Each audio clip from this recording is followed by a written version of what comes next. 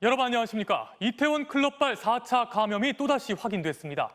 클럽 감염자가 다녀간 노래방에서 2차 감염이 이뤄진 뒤 직장에서 3차, 그리고 가족끼리 4차 감염이 진행됐습니다. 이태원 클럽발 1일 확진 환자는 이틀 연속 한 자릿수를 기록했습니다. 하지만 이 같은 연쇄 감염의 우려는 여전합니다. 강현섭 기자가 보도합니다. 코로나19는 정말 잔인한 바이러스라며 3차, 4차 등 N차 감염을 경고했던 방역당국의 우려가 현실화되고 있습니다. 서울구치소 교도관에 이어 이번에는 19살 고등학생이 이태원발 두 번째 4차 감염자로 확인됐습니다.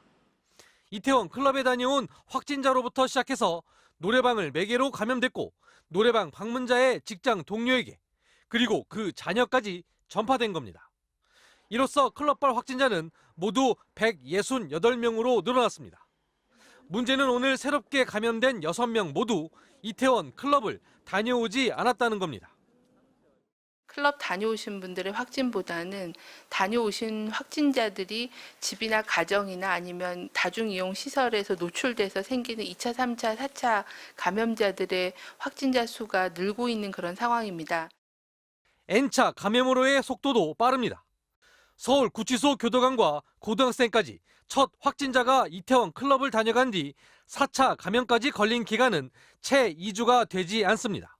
감염 경로가 확인되지 않은 이른바 조용한 전파자 비율이 더 늘어난 것도 우려스러운 대목입니다. 방역당국이 파악하지 못한 조용한 전파자의 존재 가능성은 여전히 남아 있습니다. 다만 이태원 클럽과 관련해 지금까지 6만 건을 검사했지만 양성률이 0.3% 정도에 머무르고 있는 건 다행스러운 부분입니다. 5차 감염으로 이어질지 우려를 낳았던 서울구치소 교도관 접촉자 401명 전수조사 또한 모두 음성으로 확인됐습니다.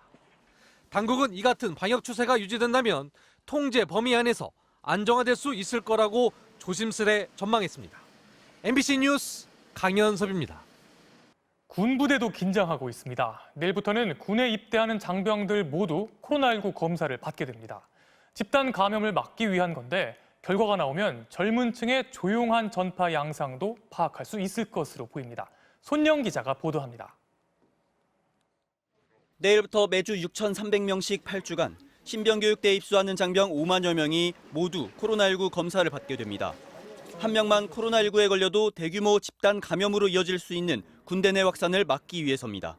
20대가 상당히 발병률이 높은 연령이기도 하고요. 코로나19의 특징이 증상이 아주 가볍거나 무증상인 경우에 양성률이 상당히 높은 편입니다. 대규모 검사를 신속히 하기 위해 보건당국은 취합검사법을 활용하기로 했습니다. 5명의 검찰을 하나로 합쳐 1차 검사를 하고 양성이 나왔을 때에만 개별 검사를 하는 방식입니다.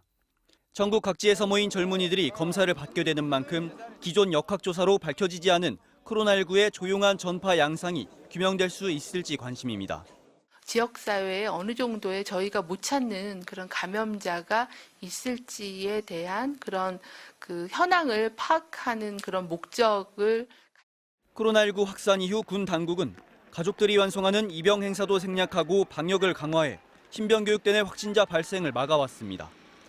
하지만 지역사회 감염이 사라지지 않는 한 코로나19가 군대로 유입될 가능성은 여전합니다. 최근 입대 전 이태원 일대를 방문했다고 자진 신고한 훈련병도 현재까지 83명에 이르렀습니다.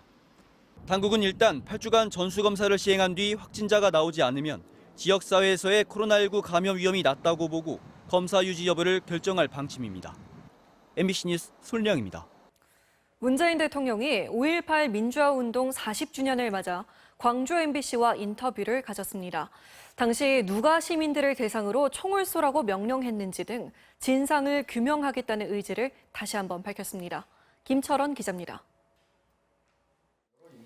문재인 대통령은 5.18 광주 민주화 운동과 관련해 아직도 밝혀야 될 진실들이 많이 있다고 말했습니다. 특히 40년 전 수많은 사상자를 낸 집단 발포 등 진실을 제대로 규명해야 화해와 통합, 용서가 가능하다고 밝혔습니다.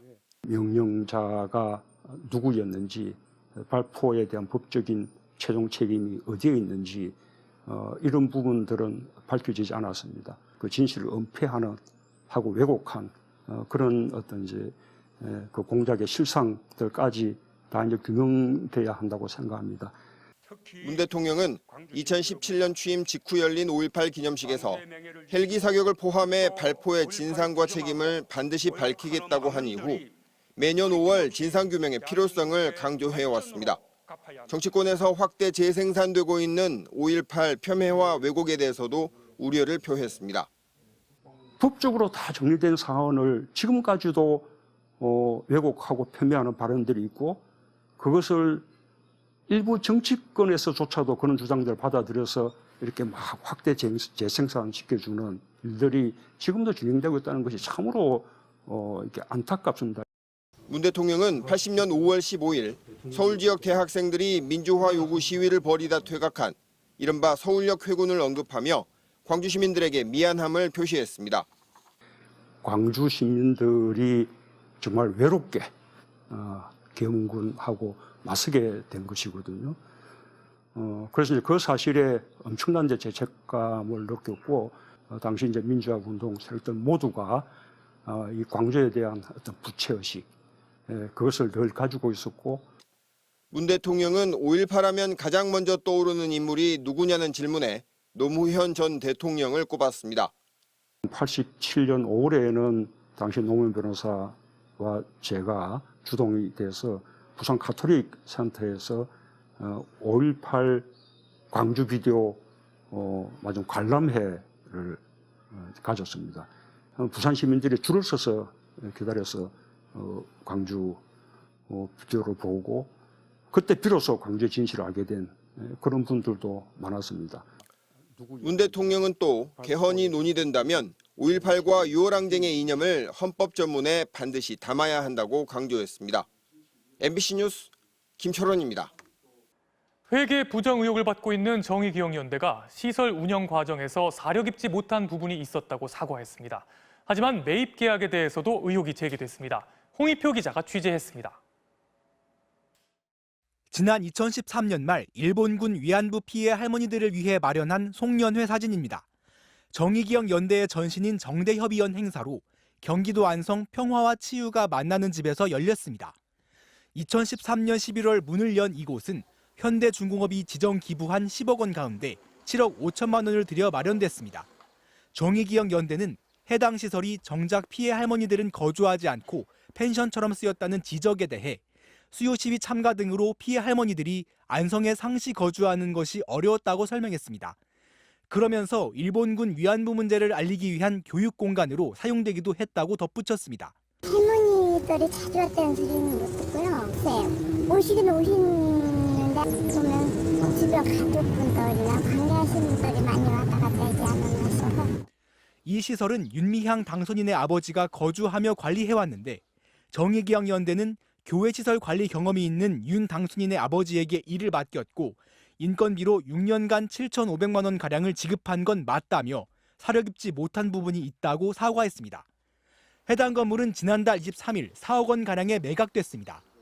이 때문에 건물을 구입했다가 제대로 이용도 못하고 3억 원 정도 손해만 본 게 아니냐는 지적이 제기됐습니다. 또 당시 지역신문 대표였던 이규민 민주당 당선인이 해당 건물 매입을 주선했던 것으로 알려졌습니다. 정의기억연대는 이에 대해 이규민 당선인의 소개로 지역신문 운영위원회 건물을 구입한 것은 사실이며 안성은 원래 예정지 중 한 곳이었다고 설명했습니다. 다만 주변에 화장터가 들어온다는 소문으로 건물 시세는 하락한 것으로 전해졌는데 화장터는 주민들의 반대로 결국 실제로 지어지지는 못했습니다.